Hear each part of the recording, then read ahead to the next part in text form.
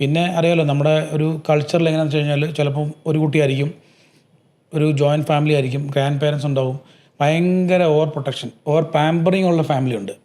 അത് കുറച്ച് ബുദ്ധിമുട്ടാണ്, അറിയാമല്ലോ. അപ്പോൾ അങ്ങനെ വരുമ്പോഴത്തേക്കും നമ്മൾ അവരെ പേരൻറ്റിനെ എഡ്യൂക്കേറ്റ് ചെയ്യും.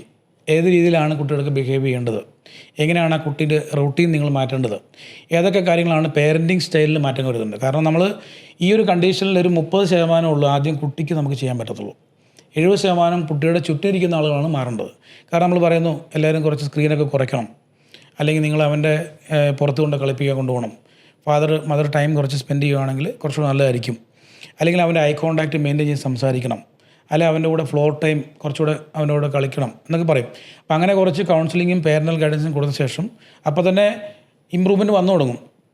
അപ്പോൾ ചില പേരൻസിന് ഇത് അക്സെപ്റ്റ് ചെയ്യാൻ ഭയങ്കര ബുദ്ധിമുട്ടാണ്. പ്രത്യേകിച്ച് നമ്മുടെ കേരളത്തിലിത് കൂടുതലാണ്. കാരണം ഒരു സ്റ്റിഗ്മ കൂടുതലുണ്ട്. കാരണം നമ്മുടെ നാട്ടിലൊരറിയാമല്ലോ, ഒരു കുട്ടിക്ക് ഇങ്ങനെ ഡിഫിക്കൽട്ട് എന്ന് അറിഞ്ഞു കഴിഞ്ഞാൽ എൻ്റെ ഒരു ഫാമിലി നെയ്ബേഴ്സ് എല്ലാം എന്തോ ഒരു പ്രോബ്ലം ഉണ്ട്, ഒറ്റപ്പെടുത്തുന്നു. എനിക്ക് അങ്ങനെ ഒത്തിരി ഫാമിലി അറിയാം, ഒത്തിരി പേര് അറിയാം. എനിക്ക് എൻ്റെ ഫോളോവേഴ്സ് ആയിട്ടുള്ള ധാരാളം ആളുകളുണ്ട്. പല ആൾക്കാർ ഞാൻ പല സ്ഥലത്ത് വെച്ച് നേരിട്ട് കണ്ടിട്ടുണ്ട്. ഓട്ടിസ്റ്റിക് ആയിട്ടുള്ള അവസ്ഥയിലുള്ള പല ആൾക്കാരെ ഞാൻ നേരിട്ട് കണ്ടിട്ടുണ്ട്. എനിക്ക് പേഴ്സണലി അറിയാവുന്ന ഒത്തിരി ആൾക്കാരുണ്ട്. ചില ആൾക്കാരൊക്കെ കുടുംബത്തിൽ നിന്നൊക്കെ ഒറ്റപ്പെട്ട് വളരെ വിഷമത്തോടെ ജീവിക്കുന്ന ആളുകൾ ധാരാളമുണ്ട്.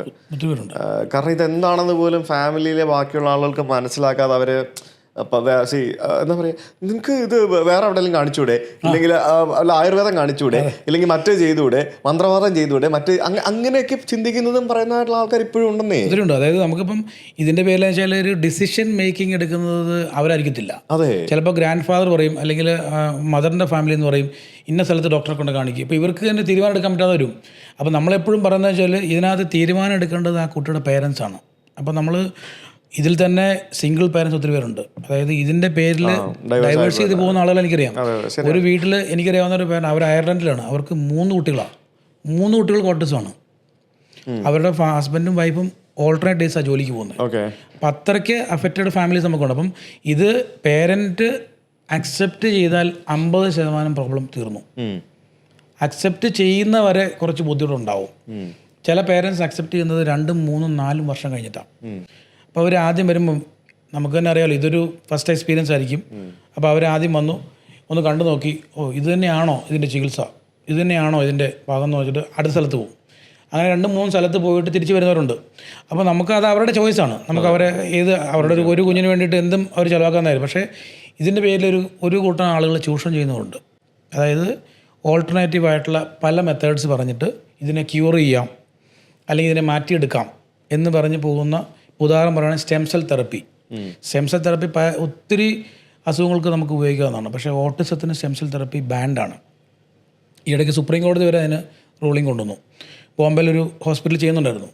അപ്പോൾ അവർ പറയുന്നത് വെച്ചാൽ ഇത് ക്യൂർ ചെയ്തെടുക്കാം, ഭയങ്കര എക്സ്പെൻസീവ് അതിൻ്റെ കോസ്റ്റ്, പക്ഷേ അത് ചെയ്യാൻ പാടില്ലാത്തൊരു ചികിത്സയാണ്. അപ്പം അങ്ങനെ നമ്മുടെ നാട്ടിൽ പ്രത്യേകിച്ച് അറിയാമല്ലോ, നമ്മുടെ ഇവിടെ ഈ ചിട്ടി കമ്പനികളും പല ഫൈനാൻസ് സ്ഥാപനങ്ങളൊക്കെ പൊട്ടിക്കഴിയുമ്പോൾ ആൾക്കാർ വരുന്നു, ഇത്രയും പേര് ഇതിനകത്ത് പൈസ ഇൻവെസ്റ്റ് ചെയ്യും എന്ന് പറഞ്ഞ പോലെ നമ്മുടെ ആളുകൾ ഇത് പുറത്ത് പറയത്തില്ല. കാരണം ഈ ഒരു അവസ്ഥയെ പുറത്ത് പറഞ്ഞാൽ നാണക്കേടാണ്. അങ്ങനെ ജീവിക്കുന്ന ഒത്തിരി പേരുണ്ട്. അപ്പം അങ്ങനെ പോകാതെ നമ്മളിത് ഇപ്പോഴത്തെ ഒരു അവസ്ഥയിലൊരു ന്യൂറോ ഡൈവേർജൻറ്റ് അല്ലെങ്കിൽ ന്യൂറോ അഫർമിങ് പ്രാക്ടീസ് തുടങ്ങി. അതായത് നമ്മൾ ഇവർക്ക് വേണ്ടി നമ്മൾ മാറണം. അപ്പോൾ പ്രത്യേകിച്ച് ഓട്ടിസം ഡേക്കൊക്കെ ആണെങ്കിൽ ലുലുമാളിലൊക്കെ പ്രത്യേകിച്ച് അവയർനെസ്, കളർ ബ്ലൂ ആക്കുന്നു, അല്ലെങ്കിൽ ഒരു പർട്ടിക്കുലർ അവർക്ക് വേണ്ടി മാറ്റി വെക്കുന്നു.